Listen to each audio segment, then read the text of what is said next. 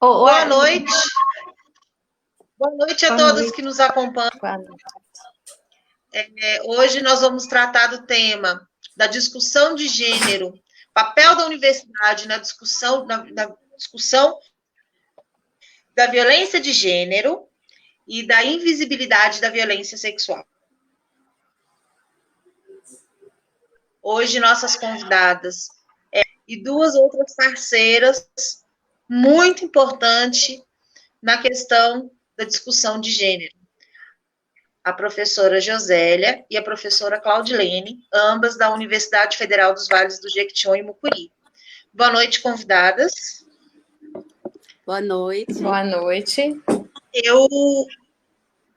Eu gostaria de iniciar pedindo para vocês já abordarem, na opinião de vocês, qual que é o papel da universidade na discussão da violência de gênero.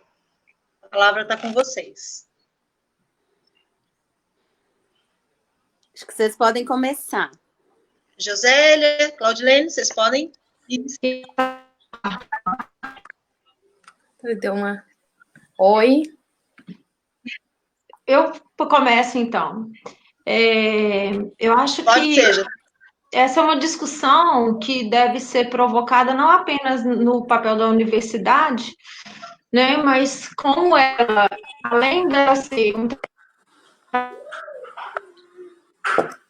Ela não apenas forma profissionais,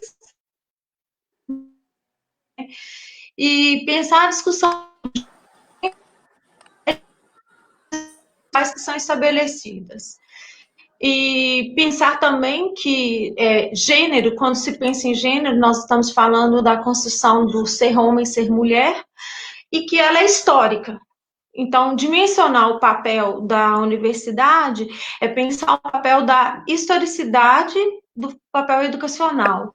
E, nesse sentido, eu acho que essa é uma problemática que, ainda que dentro do ponto de vista acadêmico, isso se estabeleça mais a partir dos anos 70 com a discussão, inclusive filosófica, né, do lugar da universidade, da questão de como que esse espaço se abre para a questão feminina, ou melhor, para as mulheres, né, não apenas a questão feminina. Então, você tem uma discussão que como é que, historicamente, nós deixamos de ter um olhar biologicista, de entender que nascemos mulheres ou nascemos homens. Não, nós nos constituímos mulheres, nós nos constituímos pessoas, nós nos constituímos humanos. E nessa discussão do como somos constituídos, está nos atravessando a questão da relação da sexualidade, né? Ou, mais especificamente, quando você pensa em gênero, a primeira questão é a questão do sexo, né? Do órgão biológico. Então, se você começa a desfazer esse paradigma de que nós não somos dados naturalmente, mas nós somos socialmente constituídos, aí, então, nós temos que problematizar qual que é o papel da universidade e como que a universidade se porta frente a isso. Temos várias discussões sobre isso, né?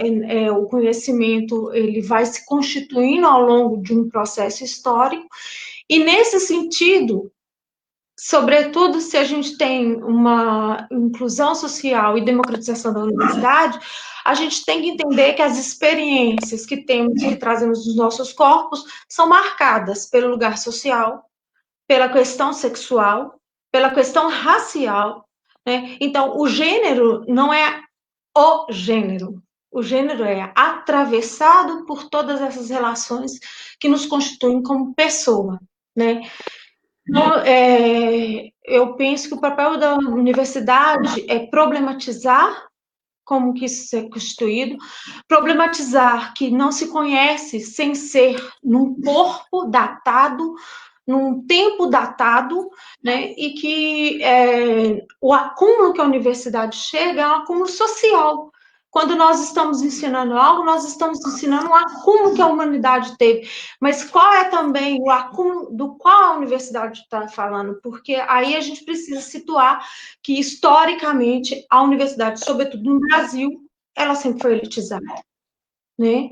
Então, nesse sentido, para mim, eu entendo que constituir a discussão sobre as relações sociais que nos marcam historicamente, seja como pessoa, como mulher, como classe, como hierarquia social, essa tem sido uma discussão que a gente tem feito fortemente, pelo menos dentro do campo de conhecimento que eu tomei e domino, que é a psicologia social, histórico-social, crítica, né? Então, para mim, o papel da universidade é problematizar as relações de poder que nos constituem e que, inclusive, marca essa invisibilidade. Passo a bola para que as nossas colegas... A partir do que Josélia abordou, eu acho importante destacar a universidade também como um espaço contraditório. Porque a universidade, ao mesmo tempo, ela reproduz essa estrutura. Nós temos uma estrutura que ela é racista, que ela é patriarcal e que ela é capitalista. E essa estrutura, ela é reproduzida por um conjunto de aparatos, né? E a universidade também é uma parte disso, dessa reprodução dessa estrutura. A gente não pode pensar que também somente que a universidade só trabalha nessa perspectiva de repensar essa lógica da construção de novas relações de gênero.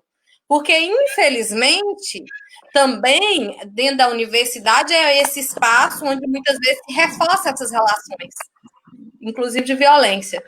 E aí, nessas contradições que perpassa as cidades no Brasil, no mundo, aliás, né?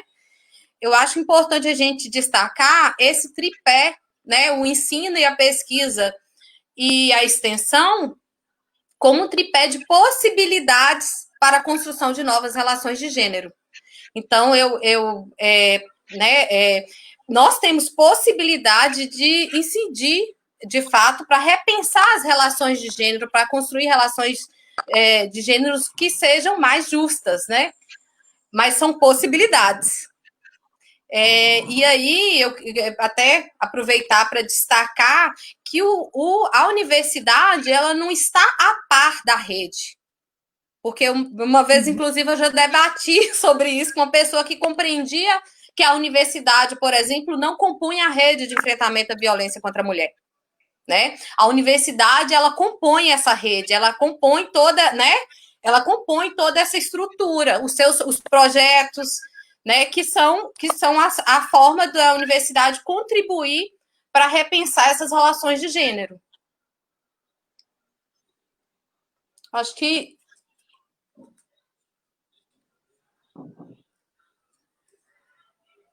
é isso mesmo que eu queria trazer, essas reflexões, para a gente repensar esse papel da universidade enquanto parte da rede, né? E, ao mesmo tempo, que enquanto também que é parte da rede que repensa essas relações de gênero, que contribui para que essas relações de gênero sejam rompidas, né? Essas relações violentas, mas, ao mesmo tempo, a gente tem, dentro da universidade, essas disputas, esse espaço contraditório que reproduz essas relações.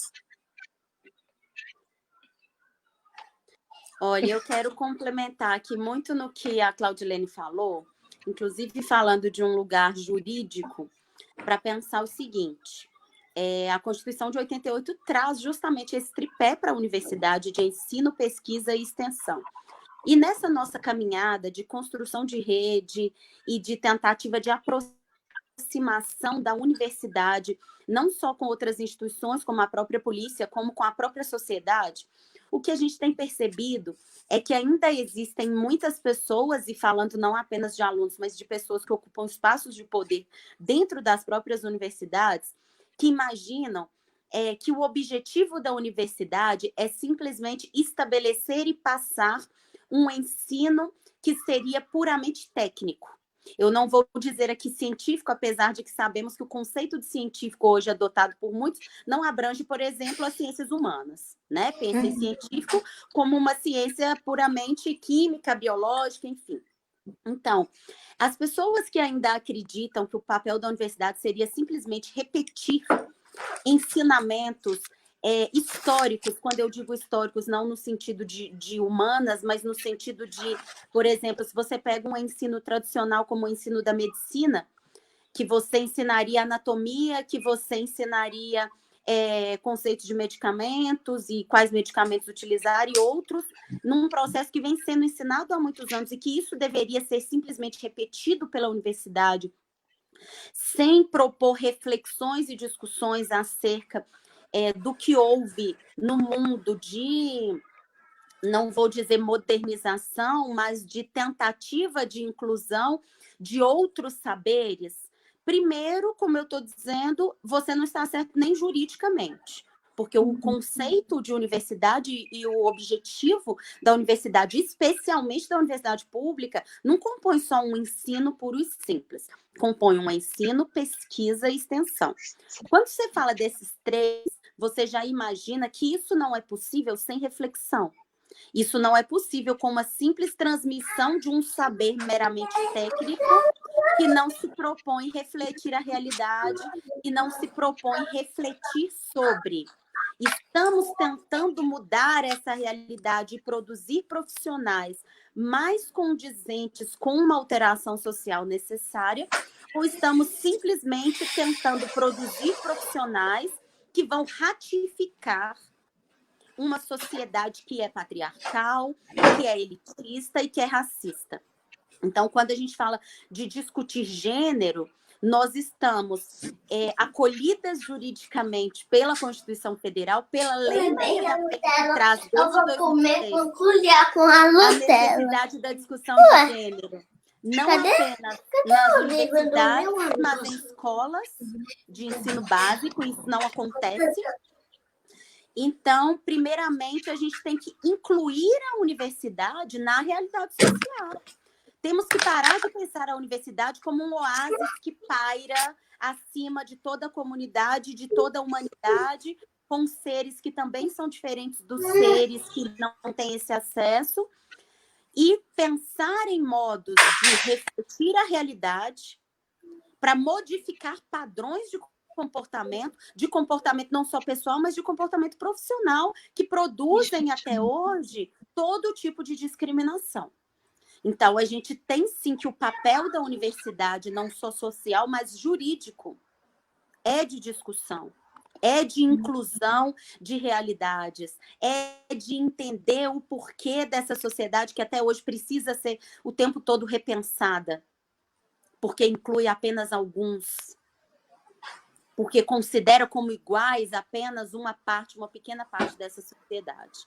Então, a universidade tem, vou falar desde 88 por conta da Constituição de 88, mas eu entendo que teria desde a sua formação, tem sim esse papel de discutir não só saberes ditos científicos ou técnicos, mas saberes sociais, e de se incluir na realidade social na qual ela está inserida, sim.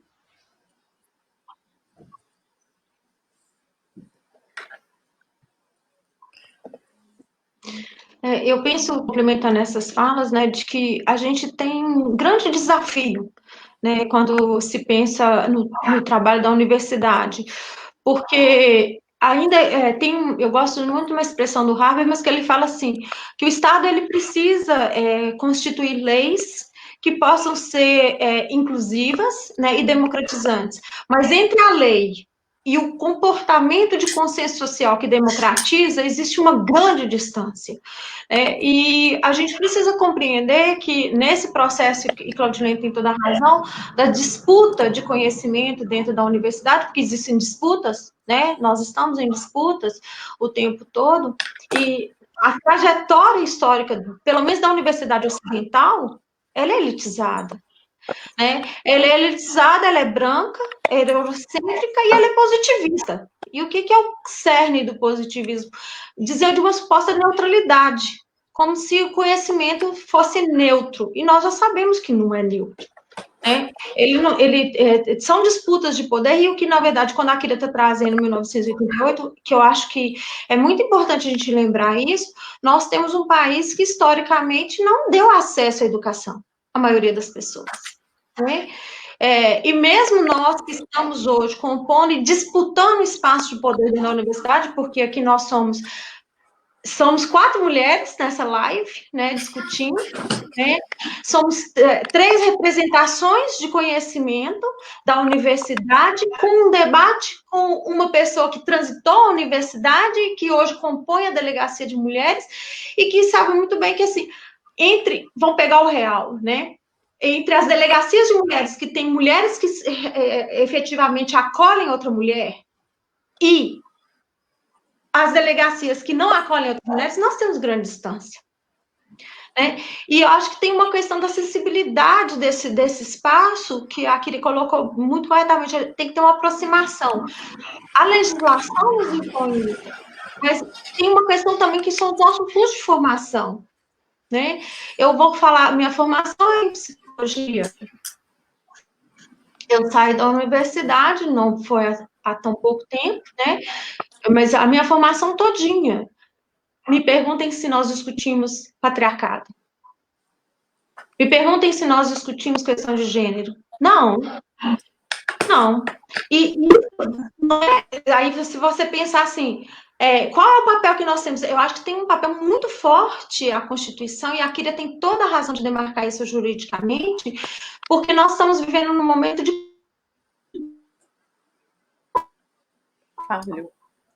Né? E você percebe o seguinte, grande parte dos que chegam hoje à universidade, inclusive em termos de formação, às vezes questionam quando nós estamos debatendo isso como um direito, você ter o direito de falar da diferença.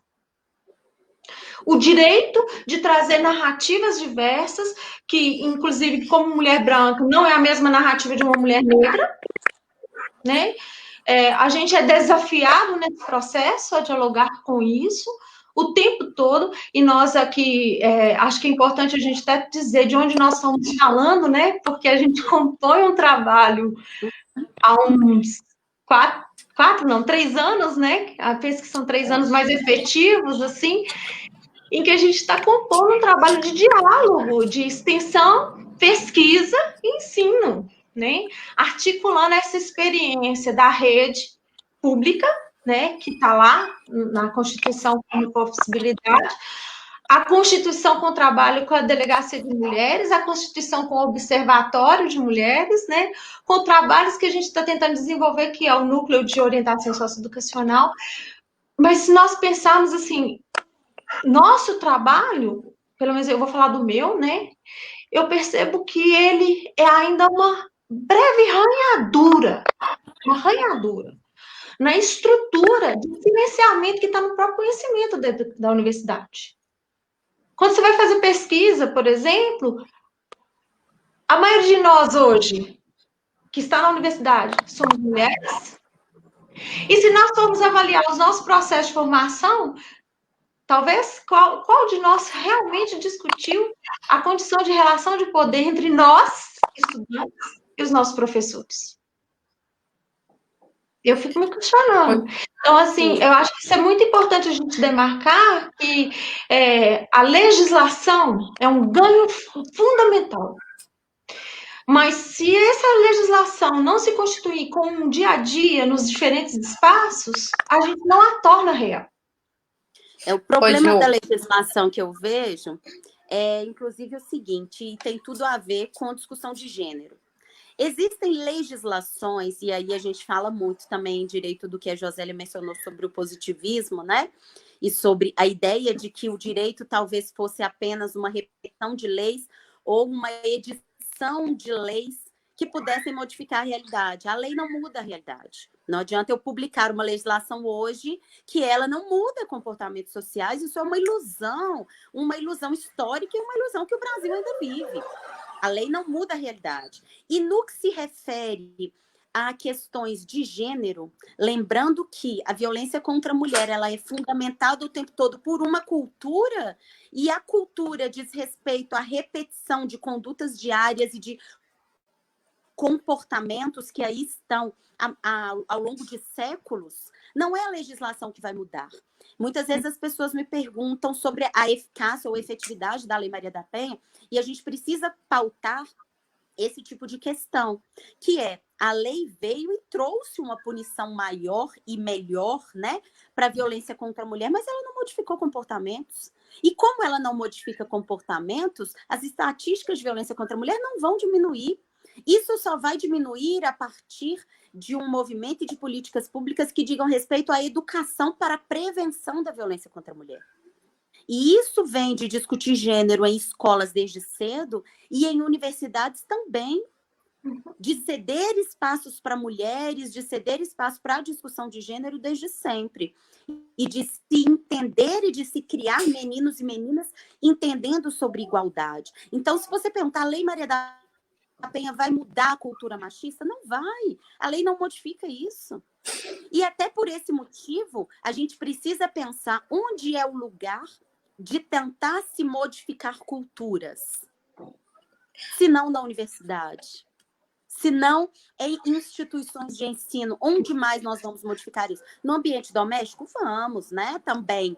Mas o lugar de se fazer isso, que é um local onde você tem diversas pessoas com pensamentos diferentes, diversas pessoas que têm que se propor a discutir e a mudar os tipos de pensamento, é na universidade.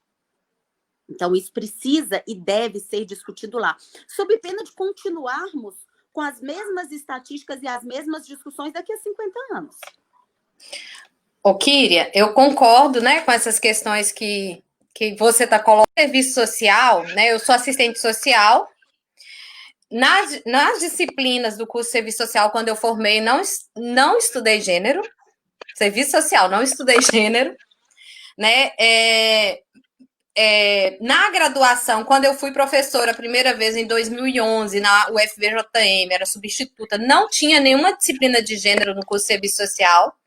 Então, só recentemente mesmo, tem alguns anos, que tem uma disciplina de gênero que é eletiva, mas que no novo currículo foi colocada como obrigatória, gênero e raça.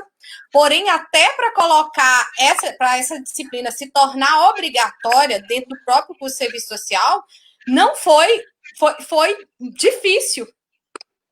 Não foi num processo de disputa mesmo, de disputa, de debate, porque nem todo mundo tinha a compreensão que a disciplina de gênero era relevante.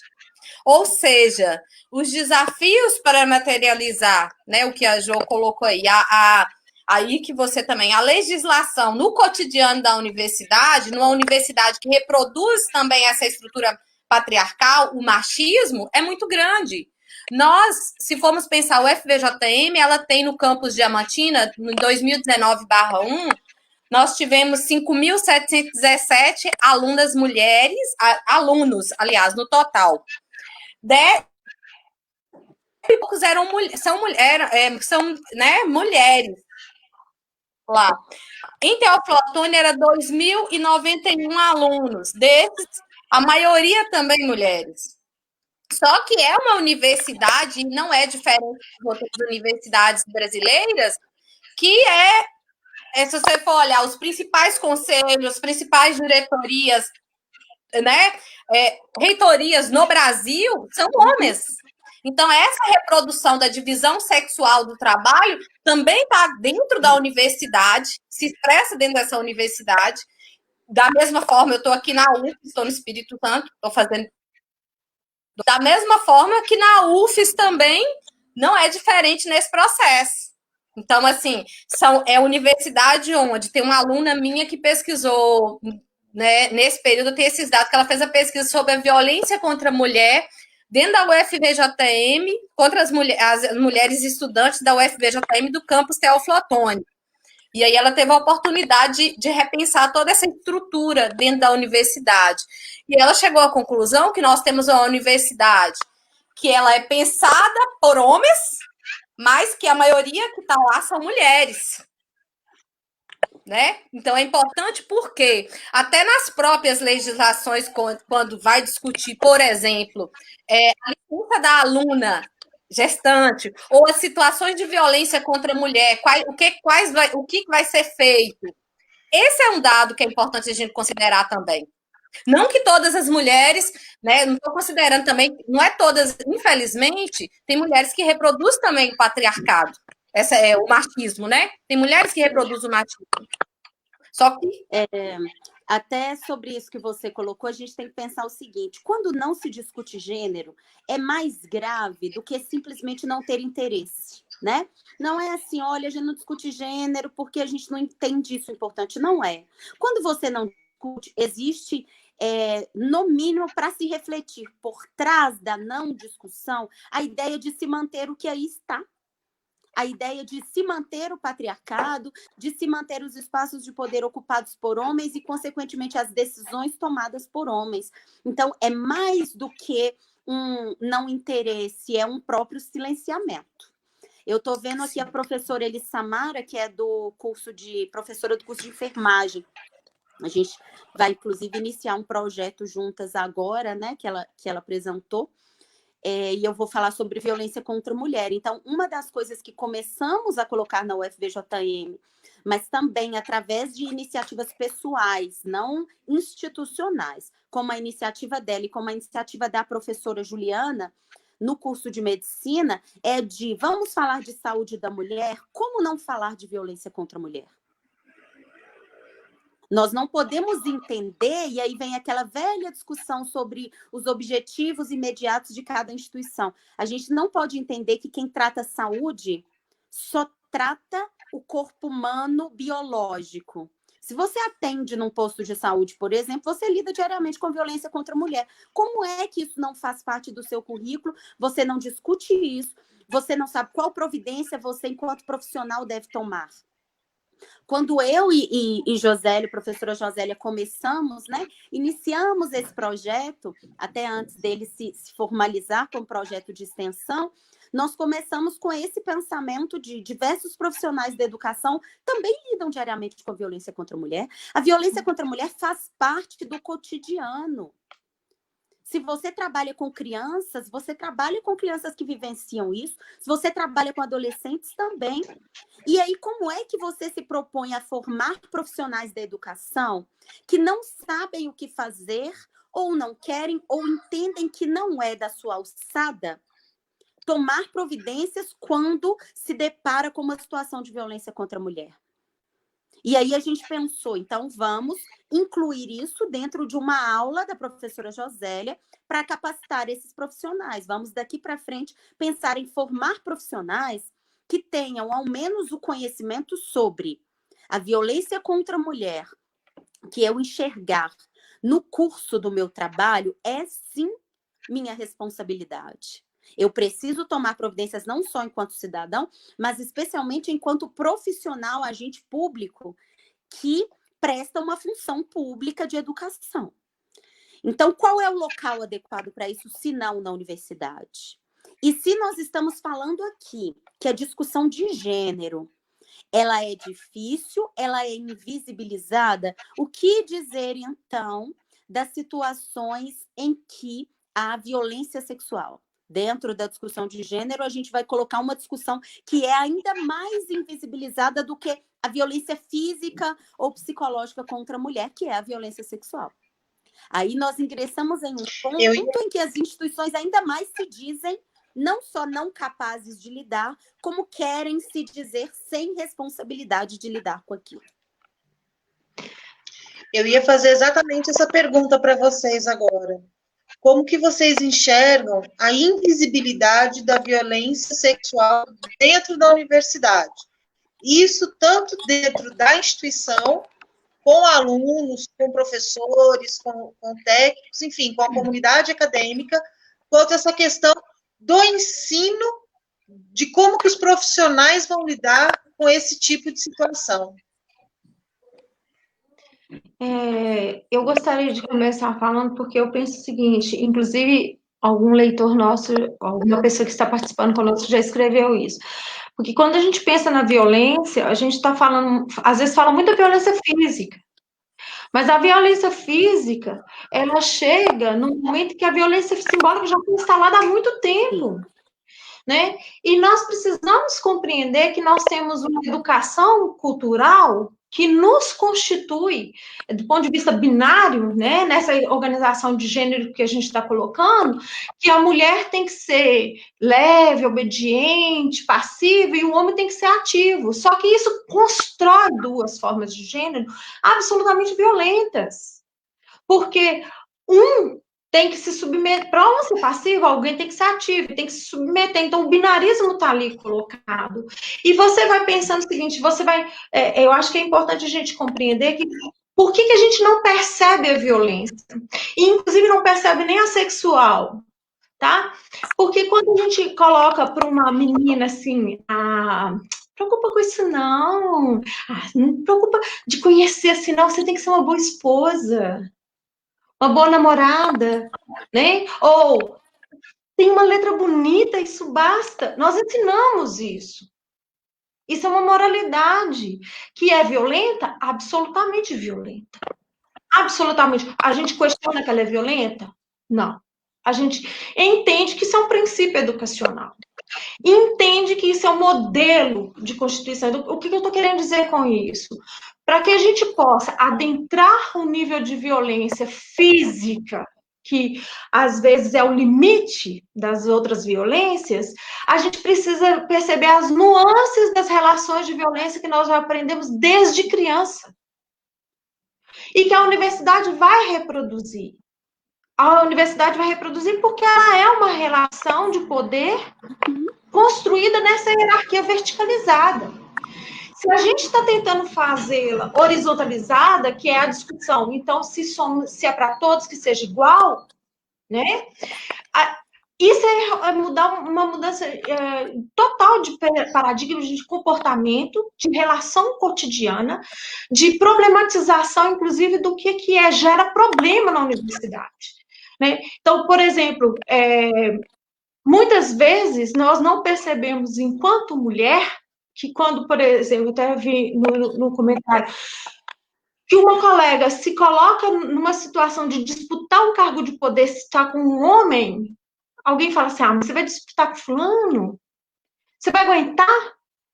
Nessa fala, você já está destituindo a capacidade do outro de estar em condição de igualdade. E nós não percebemos que isso é violência. E a violência sexual, e física, ela está permeada por essas outras violências que, inclusive, uma mulher, quando é violentada, a pergunta que ela se faz é: o que eu fiz para dar abertura para ele fazer isso? Ela já internalizou, porque a primeira culpa é nossa. Né? Então, você vai observando que o que nós hoje falamos é preciso dizer, é preciso denunciar, é preciso tirar da invisibilidade, é uma atitude de ruptura com comportamentos que sempre estiveram lá, mas que nós não víamos. Que é preciso esse acúmulo, inclusive de outras mulheres chegando na universidade para dizerem dessa violência. Porque é por exatamente nós estarmos ocupando os lugares de poder que a gente pode denunciar. Falar que está incomodando. Por que não? Questiona um colega. Por que eu não posso? Qual que é a condição? O que me faz administrar que ele tem que eu não tenho? Né? Mas eu estou te perguntando, veja, eu estou falando das nuances do simbólico para dizer que quando chega ao físico, né, a gente... É engraçado porque a universidade é tão assim, nós não temos nenhum tipo de protocolo de atendimento dessa violência. E não é o Brasil. Nós não temos. Alguns países estão constituindo isso. Eu vou falar da experiência que eu vivi no Paraguai e no México, que o pessoal começa a denunciar. E quem está denunciando sabe qual é o curso que está denunciando? A medicina.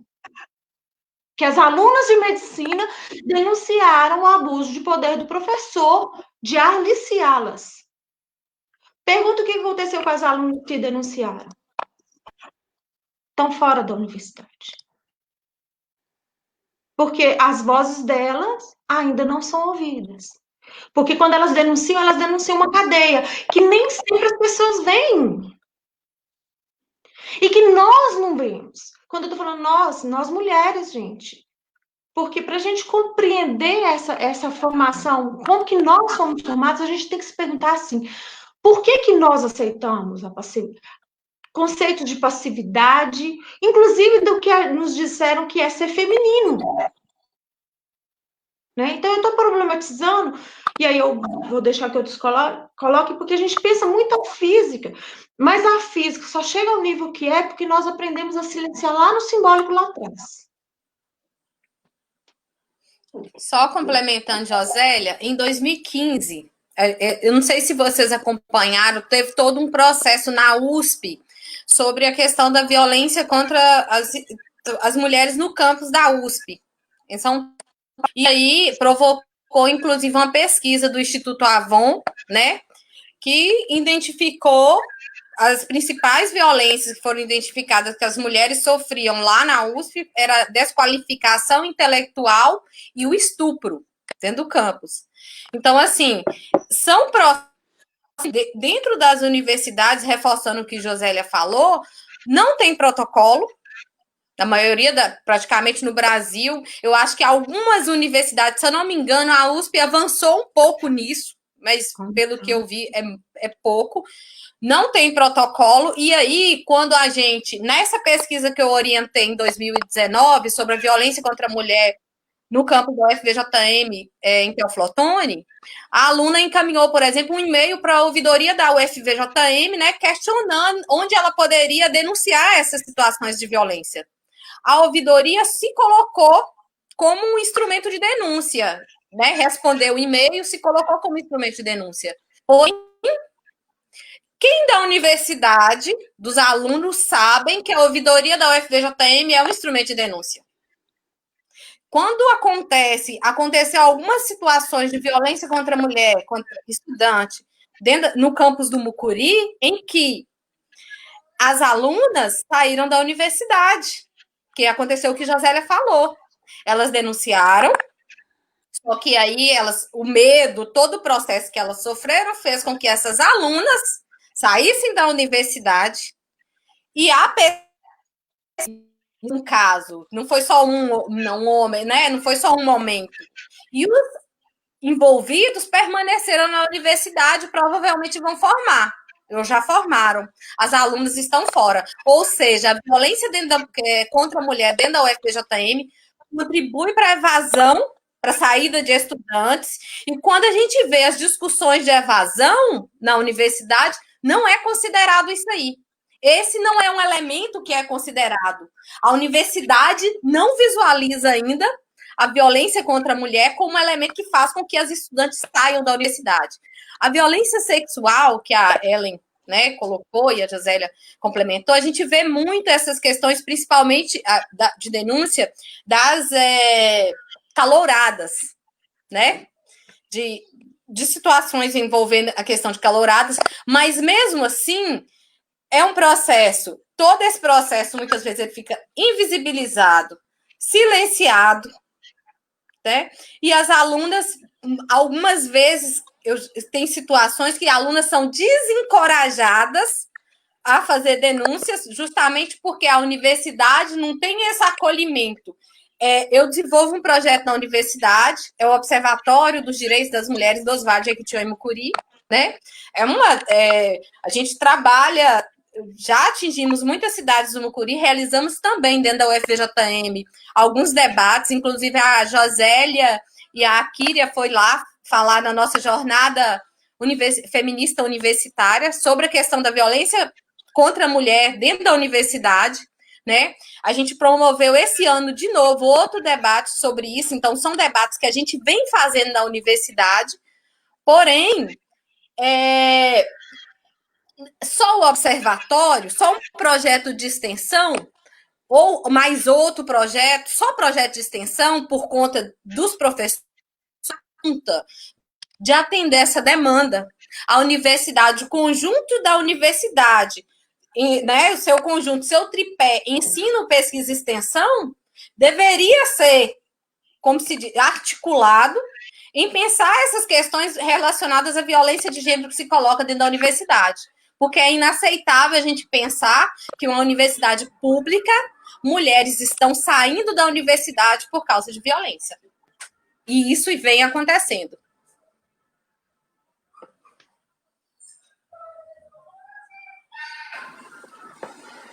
Eu penso que tem uma questão que é importante a gente compreender, que quando a gente está falando de a estruturação do sistema patriarcal como esse organizador social e hierarquizante, ele vai silenciar o sexo, a questão sexual e a questão racial. Foi outra pergunta que colocou aí. E, particularmente, eu vou falar agora, eu gostaria de dar uma experiência que, e é, inclusive, assim, a Kyria sabe, porque a gente vem conversando sobre isso, a Claudilene, eu já comentei.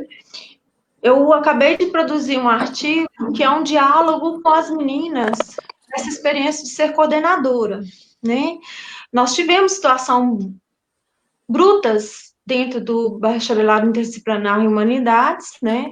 De violência à mulher, de violência acadêmica, não em todas elas vividas na situação da universidade, mas vividas em decorrência das relações universitárias, né? Só que a diferença é que essas alunas romperam o silêncio e fizeram a denúncia. O que me chama atenção, inclusive, é um artigo que a gente está tentando publicar, ele vai ser apresentado, mas o que eu quero chamar a atenção é o seguinte: ao escutar essas mulheres e sendo mulher, né, estando na condição de chefia, né, de poder, porque a gente precisa compreender também que ocupar lugares de poder, além do lugar de professor, né, implica a gente se comprometer com alguns princípios. Né? Se a universidade é um espaço elitizado, mas ela também já se aponta por um lugar de inclusão social, que é o que ela se pretende na democratização, na inclusão social, isso implica que as pessoas que ocupam lugar dentro dela assumam posições, né? E assumam, inclusive, princípios. Quais são os princípios que vão nos nortear? E o que me chamou a atenção é que quando a gente pensa se a questão sexual está silenciada, a questão racial é muito mais grave no que tange a mulher negra, porque quando elas chegam, e eu vou generalizar as mulheres, mas eu não estou apenas as mulheres, tá? Eu vou pensar enquanto sujeito de direito. Chegam ao espaço universitário, até o comportamento de estar naquele lugar, ao invés de ser empoderado no sentido eu tenho o direito de, é como se eu tivesse vergonha de estar. Eu não sei como é um processo longo de apropriação do direito. E o que eu percebo nessas meninas? Outro dia nós tivemos uma live que uma das minhas alunas está fazendo um projeto de pesquisa, que é as mulheres negras que chegam à Universidade UFVJM, como que elas se sentem nesse espaço, uma vez que a UFVJM deveria ter o compromisso de discutir gênero. Então, como que elas se sentem? E aí a gente está fazendo primeiro uma análise dos projetos político-pedagógicos, quais que discutem isso em termos dos seus princípios, isso é obrigatório por lei, é importante saber disso, né? Mas como a gente falou, a lei não garante nada se o comportamento social não mudar, né? E o que foi impressionante na live? O depoimento de várias meninas que colocavam que se sentiam mal de chegarem num curso, por exemplo, de engenharia, perceberem que eram mulheres e eram, às vezes, a única mulher negra naquele curso. Né? E os olhares dirigidos para elas como nada ou ninguém. E o que você está fazendo aqui? Ou ainda, um olhar de dizer, aquele olhar objetificado, de que por serem negras, poderiam ser fáceis. Veja, por que eu estou colocando isso? No patriarcado, a dimensão patriarcal nos faz negar o corpo, nos faz negar a cor, porque a hierarquia social é o homem que é branco. Todos os demais estão hierarquizados em torno disso. Então, isso é um modelo social que a gente precisa colocar. Precisa não, a gente está em discussão. Por isso que também a universidade está sendo tão atacada. Porque quando a gente discute escola sem partido, questão de gênero, é um discurso que a universidade vem colocando porque tem vários sujeitos sociais dentro dela. Agora falando assim, peraí, não vem falar do meu lugar, não, porque o meu lugar, quem sabe, sou eu. Né? Tem uma questão que eu já estava ouvindo o pessoal da medicina, os cursos de medicina sempre foram elitizados. Então, hoje, você tem um filho da elite no curso de medicina, mas você tem um menino que frequenta o SUS. E se o menino elitizado vai falar do SUS, ele não tem experiência do SUS. Ele pode ter experiência de alguém que disse sobre o SUS. Mas eles estão em confronto, em debate. E isso é o bonito e o rico desse momento da universidade brasileira. Que está em ataque? Sim, está. Mas nós estamos aqui fazendo uma outra defesa. Acho que a resistência desse momento que a gente está constituindo da live, inclusive, é para dizer o seguinte, olha, nós temos um acúmulo de conhecimento? Temos. Todos estão apropriados dele? Não. Não. E eu acho que seria muito importante, até queria te puxar isso, porque a gente está construindo uma ponte na universidade, mas entre a informação do meu direito e o exercício do meu direito no espaço público, existe uma grande diferença. E não basta a lei, porque uma das coisas que a gente percebeu é que se a menina vai denunciar, na hora da denúncia, ela está só. Muitas vezes ela está só. E se a gente não tem essa rede de amparo, que é o que a Claudiane está falando, nós vamos estar por trás. O que vai? Eu vou parar, não é levar para minha casa. Não é isso. É ela saber que ela pode chegar e falar, professora, eu fiz isso, professora, o que eu faço? Professora, onde que eu vou? Ela buscar um apoio. Nem sempre ela sabe onde recorrer. Então, eu acho que por isso que é importante a gente problematizar que, sim, a gente precisa construir muito de política pública num país que tem colocado o Estado como não responsável. Isso é importante. Quando você coloca, Jô, sobre ocupar espaços e sobre marcar posições, e eu entendo também materializar, não seriam valores, materializar o que você acredita que a universidade precisa defender.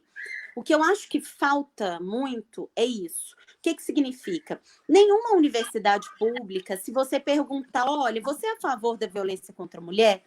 Ninguém vai dizer que é. Ninguém vai escrever um texto dizendo que é, né? Então, explicitamente, são todos contra a violência contra a mulher, são todos contra a violência sexual. Tá bom, você se diz gestor de uma universidade que é contra a violência doméstica, é contra a violência sexual ou de alguma outra instituição. Mas qual o seu papel e qual a sua produção aí dentro para tentar diminuir essa violência? Porque você simplesmente se posicionar contra, mas quando a violência acontece não tomar posicionamento, é um posicionamento, porque é naturalizar essa violência. E é isso que tem acontecido. Então, vejam, é até complicado de dizer, mas o que eu percebo é o posicionamento da universidade igualzinho ao posicionamento de professores e funcionários de uma escola infantil e de uma escola com adolescentes e crianças, que é qual? O aluno menciona sobre ter sofrido uma violência para o professor. O professor, no caso da escola, conversa com o supervisor, que conversa com o diretor. Isso você já expôs o aluno, né?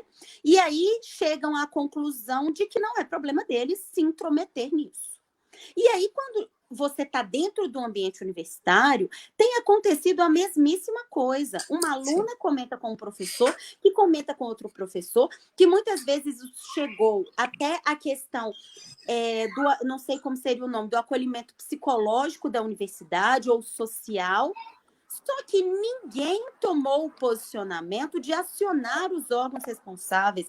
Então, veja, não é só a aluna que sofreu o abuso que está perdida sem saber onde procurar. Ela está perdida e quando ela vai tentar tomar providência ou procurar alguém que se posicione, essas pessoas também permanecem perdidas e aquilo continua ali no ambiente universitário, você empurrando a vítima de uma instituição para outra sem saber o que fazer. Então, quando você fala do protocolo, eu entendo como necessário a instituição se posicionar. Porque se você não se posiciona, você naturaliza. E nós sabemos que essas situações estão acontecendo. Foi uma discussão, inclusive, que tivemos na UFVJM há mais tempo, sobre ocorreu situações de violência sexual que inicialmente estavam fora do ambiente físico universitário, mas envolvia apenas universitários, ainda que fossem em repúblicas, alguns em moradias, etc. E aí nós tivemos a seguinte discussão. Por não estar dentro do ambiente físico universitário, significa que isso não afeta a universidade? Significa que a universidade não é responsável? Será que não era o caso de repensar grades curriculares e de repensar outros tipos de eventos que têm acontecendo para, como a Josélia mencionou, mostrar não apenas os direitos, né, mas mostrar especialmente como exercer esses direitos e, mais do que isso, colocar à disposição da comunidade universitária instrumentos para o exercício desses direitos, porque a partir disso você incentiva a denúncia.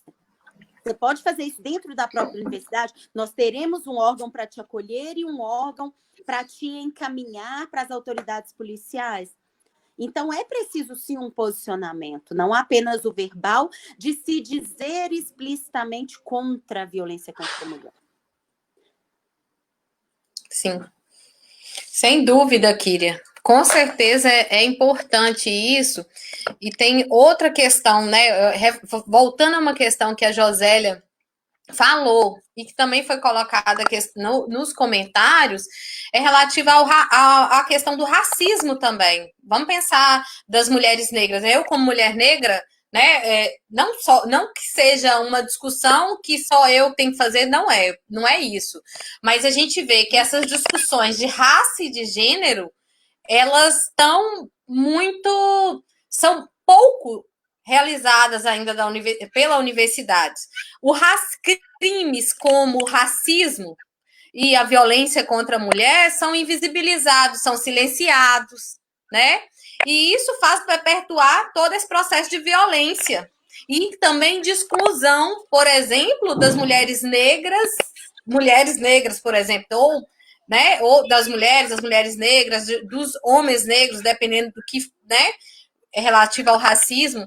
Então, são estruturas dessa sociedade, que compõem essa sociedade, e que a universidade, enquanto um espaço, que seria um espaço para repensar isso, para construir uma nova forma de sociabilidade, muitas vezes contribui para a perpetuação e não para romper. E aí, quando o Kíria fala da universidade que reproduz todo esse comportamento de escolas de ensino primário, né, justamente por não ter um aparato, por exemplo, nessa situação de violência, num contexto em que discutir gênero vira ideologia de gênero, né? Num contexto em que acontece isso, é uma deformação, né? Que isso é o cúmulo, e que isso é legitimado por estruturas, inclusive, do Estado. A gente precisa lembrar do próprio Ministério da Educação hoje. O que é esse Ministério da Educação hoje, que é o órgão que está acima das universidades, né? Seria, por mais que a gente tenha autonomia universitária, o que teríamos, né, de certa forma, o que representa? E todo esse debate, né? Porque, de fato, com a Constituição de 88, nós avançamos sim no debate, em alguns debates, por exemplo, da violência contra a mulher, embora de forma tímida, né? Que a gente poderia ter avançado bem mais ainda do que foi. Então, tem alguns cursos hoje que tem o debate de gênero. Por exemplo, o serviço social hoje tem o debate de gênero no curso. José tem o curso lá, o BHU, também desenvolve algum trabalho nesse sentido. A enfermagem está repensando a estrutura curricular. Teve alguém que falou aqui. A medicina também desenvolvendo trabalho. Então, a gente percebe que tem algumas mudanças acontecendo, né? Então, eu acredito que nós teremos é possível ter uma universidade melhor no futuro, com essas que vem acontecendo. Porém, esse conservadorismo que não aceita né? Avanço dos direitos das mulheres, né? Avanço dos direitos de nós negros. Então, esse conservadorismo, ele vem aí justamente para acabar com isso. É importante a gente pensar nesse momento que a gente está vivendo no Brasil hoje, porque se a gente dissociar esse debate que a gente está fazendo hoje sobre a violência contra a mulher na universidade, da conjuntura que a gente está vivendo, né, no Brasil, da universidade que nós temos, de todas essas relações de poder que se faz dentro da universidade, nós não vamos estar discutindo a universidade brasileira, nem a UFBJM. Mas que se faz presente e, ao mesmo tempo, para pensar, é possível, eu acredito que é possível construir uma universidade melhor, né? E estar com vocês aqui hoje é uma prova disso, porque é nesse diálogo que a gente constrói a universidade. É só para a gente pensar nisso aí, porque ao mesmo tempo que esses processos desestimula, às vezes, né, o próprio trabalho da gente, mas há pessoas dentro da universidade que tentam fazer um trabalho na perspectiva dos direitos, contra o racismo, contra o machismo. Eu penso também o seguinte, a gente tem que tomar cuidado, porque a história de conquista de direitos, especialmente direitos de minorias, ela não é linear, né? Se a gente pensasse do modo de que direitos conquistados sempre estarão conquistados e a gente vai simplesmente avançar na sua ampliação, seria mais fácil. O problema é que muitas vezes a gente conquista direitos e em determinados períodos a gente tem que lutar o tempo todo, não para conseguir ampliá-los, mas para não conseguir perder os direitos que a gente lutou antes para conquistar. Esse é o problema. Muitas vezes, quando eu vou em escolas falar para adolescentes, antes de qualquer coisa, eu pergunto o seguinte: meninas e meninos aí de 14, 15 anos, ou seja, nasceram quase junto com a Lei Maria da Penha. Eu pergunto, vocês se sentem iguais? Vocês já nasceram sob uma outra estrutura, num período democratizado, num período em que já havia uma estrutura de proteção de gênero e de discussão de igualdade de gênero. E aí eu quero saber, vocês, meninas, se sentem iguais? Porque se vocês se sentem, já é uma conquista. Só que fato é que nenhuma menina de 13, 14 ou 15 anos nunca me respondeu que se sente igual, que não percebe essa discriminação que nós percebemos todos os dias. Então, ou seja, aí a gente tem a sensação que por mais que eles tenham mais informação, outro dia mesmo conversava com a Maria aqui numa live ela dizendo da filha de 12, 13 anos que sabe o que é feminismo. Nós não sabíamos aos 12 anos o que era feminismo, né?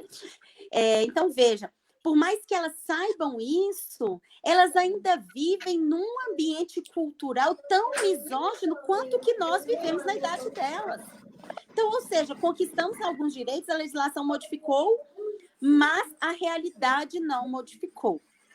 Então, é o que eu continuo dizendo. Se os meios de se estruturar essa sociabilidade não forem modificados, e onde que eu modifico isso? Especialmente nos pequenos espaços de poder. Inclusive, especialmente espaços educacionais, que são espaços de poder. Se a gente não modificar isso dali, nós estaremos daqui a 50 anos, ainda que com legislações muito mais avançadas, com as mesmas estatísticas de violência contra a mulher. E com todas essas meninas de 12, 13 anos que já sabem o que é feminismo, com um destino completamente determinista de que tem que ser dona de casa e mãe e pronto. De que não há espaço de poder para gente fora disso. Kira, eu queria comentar com vocês que eu acho que a gente precisa ficar muito atento ao momento que a gente está vivendo. Porque quando você falou disso, que os direitos não estão garantidos, a Universidade Brasileira, neste momento desse país, vive uma situação muito grave, né? A gente está discutindo a questão do, aspas, ensino remoto, aspas, né? Como uma ideia de inclusão social, aspas, né? Inclusive, nós estamos fazendo essa live por essa possibilidade que estamos em isolamento. Cada um de nós está em pontos diferentes de Minas e até do país, né? E uma das discussões que a gente tem feito internamente é como que essa discussão atual, que deveria garantir que as pessoas que tiveram acesso à universidade possam continuar nela, possam continuar. Não está pensada. E as pessoas, quando começam a exigir que volte, que a universidade tem que fazer alguma coisa e tal, quem ela vai atingir? Ela vai atingir essas minorias. Ela vai atingir aqueles que chegaram agora na universidade, porque nós temos uma questão. E por que eu estou colocando isso? Porque nós estamos vendo reeditar formas de manter hierarquias sociais históricas colocadas. E eu vou pegar um exemplo que pode parecer idiota, mas eu não vejo que é idiota. Anteontem a Sara foi presa, não foi? A Sara, a suposta lá agente do governo. Eu não sei se vocês observaram que a mídia colocou assim, a ex-feminista. Vocês observaram isso? Não observei, não. Por que eu estou chamando a atenção? Alguém escreveu a questão do imaginário social. Ora, nós sequer sabemos o que é a discussão feminista. E aí, hoje, muitos pensam assim, então elas querem sobrepor o poder das mulheres sobre os homens. Veja, o feminismo não é essa discussão. O feminismo é a discussão de outra sociabilidade humana que respeite outra relação com o corpo, outra relação com os afetos, outra relação com a vida, outra relação com o meio ambiente. Qualquer discussão com o feminismo que se saia desse elemento é chamado feminismo liberal. E que não é a discussão que a gente está pondo aqui. A discussão do feminismo liberal é a discussão do indivíduo. Nós estamos falando de coletivos. Que quando tem uma frase que eu já me esqueci quem é, que quando a Paula escreve muito isso, quando uma mulher avança com ela todo um coletivo. Eu acho que o que nós estamos colocando é isso. Se eu não quero a violência para o meu corpo, eu não quero a violência para ninguém.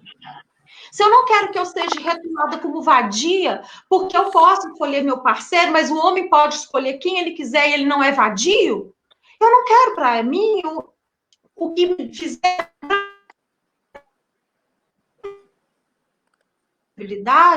implica, inclusive,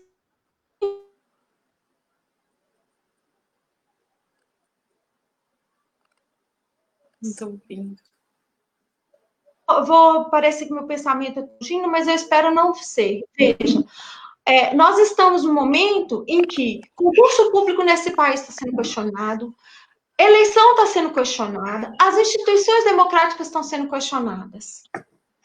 A Lei Maria da Penha. Tudo. Porque o que vale é a indicação. A indicação permeia o poder de alguém. E não a discussão de um coletivo dizendo eu quero.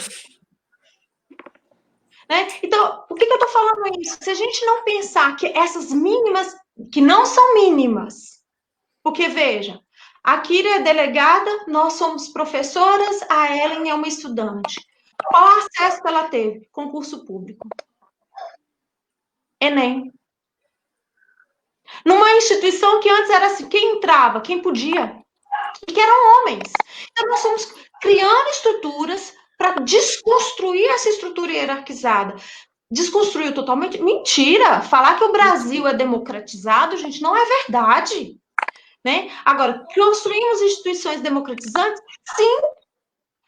O feminismo avança quando as mulheres entram nos papéis, mas avança inclusive para discutir com as mulheres brancas, que as mulheres negras já estavam trabalhando há muito tempo, enquanto as mulheres brancas reivindicam o direito do trabalho fora de casa. Porque dentro de casa sempre foi. Sempre trabalhou. Né? Então, o que a gente está vivendo?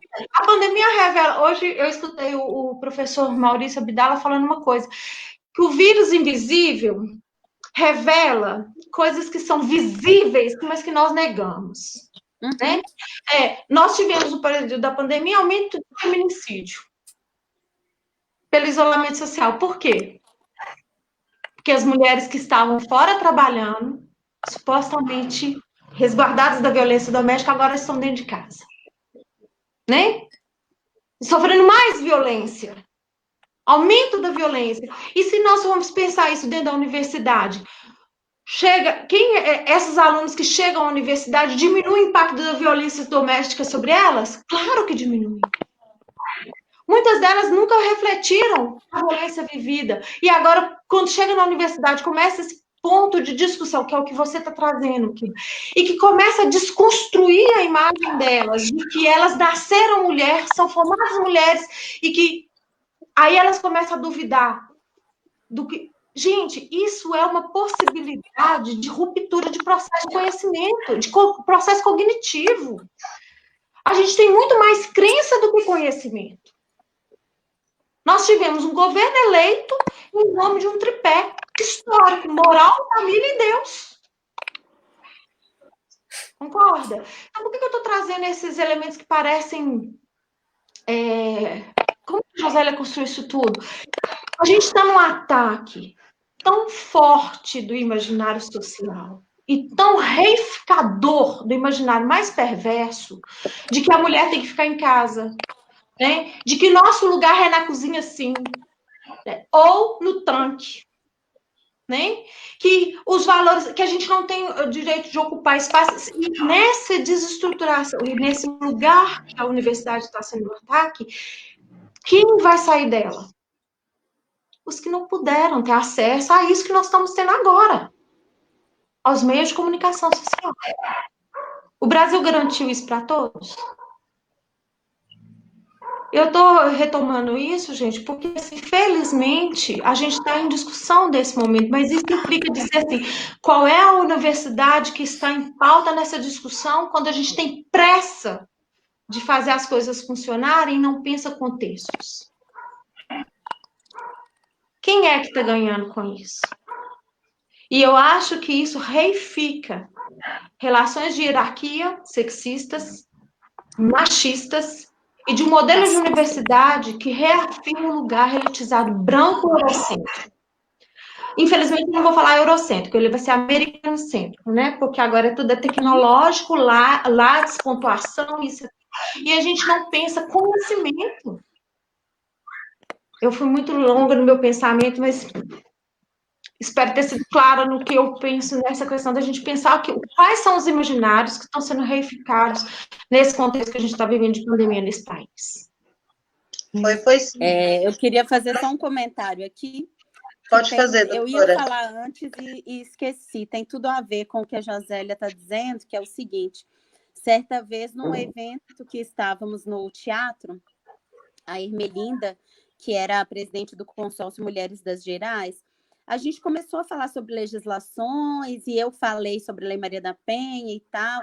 E as pessoas, assim, naquele momento, né, era um outro momento, estavam muito entusiasmadas com o projeto da Rede de Mulheres, com projetos da delegacia. A Ermelinda me disse assim, Kíria, eu estou nessa luta desde muito antes da Constituição de 88.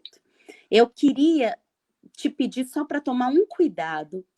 Aí eu disse o quê? Ela falou assim, não se apegue tanto a essas conquistas legislativas e outras, sabe por quê? O que eu tenho percebido aqui do meu lugar, de quem está lutando há muitos anos, é que o patriarcado está se reorganizando. Tá? Nós não temos nada conquistado. Você apenas... olha só, ela me disse isso há uns 7 anos atrás. Você preste atenção, o patriarcado está apenas se reorganizando. A gente vai ver o que vem por aí. E foi exatamente o que aconteceu. E está acontecendo, né? Sim. Nós já estamos caminhando para o final da live.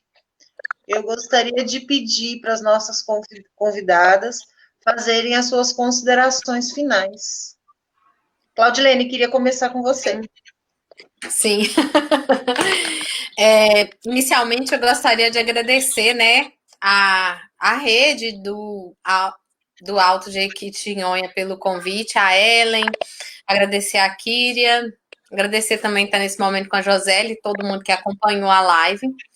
Eu acredito que a universidade, né, eu sou professora da UFVJM, eu sou professora porque eu acredito que a melhor forma seria, eu sou de Araçuaí, quando a gente entra na universidade, eu como professora, né, que formei, inclusive, na região, eu acredito, isso me segura, né, na universidade, pensar que podemos contribuir para a construção de um vale melhor, uma região melhor. Então, acho que vou falar no comentário as pessoas de fora, porque, de fato, tem uma relação bem... nós que somos do Vale, né, a gente tem uma relação muito pessoal no sentido de estar na universidade, né, de adentrar na universidade, mas entrar na universidade numa perspectiva de fazer com que ela, de fato, seja a universidade dos vales do Jequitinhonha e Mucuri. Isso aí eu vejo um desafio muito grande, porque, né, nós temos uma universidade que no nome é dos vales de Jequitinhonha e Mucuri, mas que muitas vezes não é pensada pelos vales. E aí, está nesse momento na universidade, no momento que, de fato, esse patriarcado vem se reinventando, que o racismo também vem se colocando de forma, né, forte. Uma região que tem a maior quantidade, uma das maiores das regiões de Minas, a maior quantidade de quilombos do estado, uma região de Minas que tem o menor índice de desenvolvimento humano, que tem uma das maiores taxas de violência contra a mulher, né? É importante pensar que região nós estamos. E para pensar que a universidade, sim, ela tem o potencial de mudar, aliás, de melhorar os vales. No entanto, para que isso aconteça, é importante que a universidade tenha esse diálogo com as comunidades, né, com a rede. Quando a gente fica preso à universidade só nos gabinetes, a gente não faz... ou nos cargos institucionais, infelizmente, isso é muito pouco do que a gente... aliás, isso é muito pouco que pode ser feito. Muitas vezes a gente se perde, inclusive, né? E eu estou me atrapalhando com o fone aqui. Então, para que a universidade seja, de fato, dos vales, é necessário que a gente saia dos gabinetes e vá para os vales, né? Dialogar com essa rede, dialogar com as mulheres da região. A universidade tem um potencial, que é o que Kíria falou, né, da Constituição Federal, de trazer a questão dos direitos das mulheres, contra o racismo, né? Só que nesse momento que a gente está vivendo é um momento de extrema retomada desse conservadorismo, e eu acho que a única forma que nós temos de resistir e de permanecer nessa construção da Universidade dos Vales, de Jequitinhonha e Mucuri, nos fortalecer, né? É nesse diálogo com a rede, no diálogo com os outros professores que se propõem a construir uma universidade de fato democrática, uma universidade, né, antirracista, não sexista. Né? Então, eu queria reafirmar esse agradecimento. O Observatório de Direitos das Mulheres ele foi criado em 2016. Eu estou de licença doutorado, mas o observatório continua, né? Agora, continua desenvolvendo ações lá no Mucuri, aliás, no Mucuri, no Jequitinhonha. Tem uma parceria, né? A gente realiza também um encontro de mulheres no Festivale, que é um espaço que a gente conquistou, e vários espaços de discussão sobre os direitos das mulheres nos vales, e estamos à disposição, né? Eu estou fazendo uma pesquisa de doutorado, só já estou fechando, né, sobre a questão da participação das mulheres nos movimentos sociais no Vale de Jequitinhonha, justamente por entender que nós precisamos fortalecer esse diálogo com os movimentos populares, né? E dar voz às mulheres. Só isso, obrigada. Imagina, obrigada a você. Professora Josélia?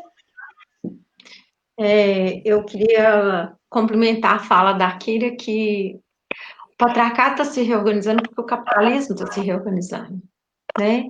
E o capitalismo está se reorganizando porque a própria crise mundial que ele está construindo, né, ambiental, nos leva a questionar qual é o modelo de vida que a gente quer. Né? Se a gente não começar a desconstruir as nossas imagens, né, e entender que é uma luta política, sim, né, não tem como a gente enfrentar. E pensar a discussão da mulher é pensar outras sociabilidades, né? Nós aprendemos a ser quem somos. Nós aprendemos moralidades, nós aprendemos valores que são machistas, que são sexistas. Mas antes de nos ensinarem isso, existiram outras experiências, né? E é preciso a gente ter a humildade de recompor outros olhares. A vida é muito maior do que aquilo que às vezes nos oferecem como perspectiva de conhecimento, né? Nesse sentido, eu queria dizer que assim, tem sido um aprendizado para mim, né, o trabalho com a questão da mulher, com a questão da violência, e, sobretudo, com os meus alunos, no sentido de construir uma outra relação, inclusive com aquilo que me ensinaram, né, sobretudo com essa tal área de conhecimento chamada psi, que é quase mágica, né, como se não tivesse construída num contexto social, e ela é social, e ela é histórica, e ela é politicamente posicionada, mesmo quando nos dizem que não é, né? Então, tomar essa consciência fez o que a gente se implicar nos trabalhos, né, junto da rede, construir um núcleo de orientação socioeducacional, que está o nós, né, a Fran não está aqui, mas a Fran é uma bolsista que está junto com a Ellen também, os bastidores, né? A Fran fez comentários aqui, Jo, acho que ela está assistindo. Ai, que bom. Agradecer, né, a Késia, são pessoas que estão junto com a gente, e dizer o seguinte, veja, a gente construiu nós dentro da universidade, inclusive para romper o silêncio de que a universidade não é lugar de violência.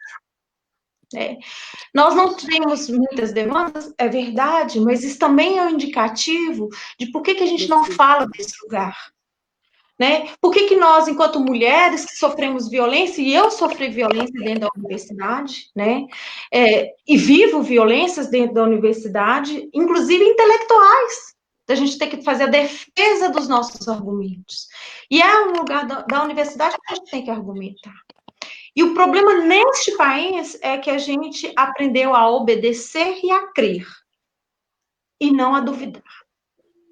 Né? Então, eu acho que o direito à desobediência é uma necessidade. E o direito ao questionamento é uma condição humana. Né? Então, por isso, assim, fico muito feliz que a gente possa discutir isso, nos colocar em debate e entender que eu vou falar de mim, não tenho conhecimento. Estou lendo Mulheres Negras, porque eu sou uma mulher branca. E compreender o meu lugar de classe, de lugar, é importante, até para eu saber os limites da minha fala, né? E nesse sentido, assim, honestamente, é um prazer estar com vocês. Pena que a gente não pôde, às vezes, ouvir as perguntas que possam nos dirigir, mas estou aberta, dentro do trabalho que desenvolvo, o nosso está aberto a receber as críticas, as sugestões, né? A gente tem um trabalho, particularmente, que eu me recuso um pouco a Fran é que mais acompanha as redes sociais, porque quem é meu aluno sabe que meu lugar de pertencimento e de construção é a sala de aula, porque sem diálogo, para mim, não dá. Pensar uma educação sem debate e sem presença física, para mim, é quase inimaginável. Mas a gente vai ter que achar um caminho, né? E agradecer por esse momento. Foi um prazer estar com vocês, rever a Kyria, né? A gente precisamos voltar aos nossos debates, né? E agradecer a Ellen por oportunizar isso. Né? E estar aberta a vocês por aquilo que a gente possa construir conjuntamente com outras questões que vierem a aparecer. É isso. Obrigada, Josélia. Doutora Kyria, suas considerações? Doutora Kyria? Acho que ela caiu. Vamos ver se ela volta aqui. Só enquanto a gente aguarda a doutora Kyria voltar, lembrar que a nossa live fica salva no canal da rede no YouTube. Hoje ainda essa live sobe para o YouTube. A doutora Kyria está voltando aqui. Que bom. Oi? Que bom que ela vai ficar salva no YouTube. Todas as lives ficam no... A rede criou um canal no YouTube, então todas as lives ficam no nosso Face, né?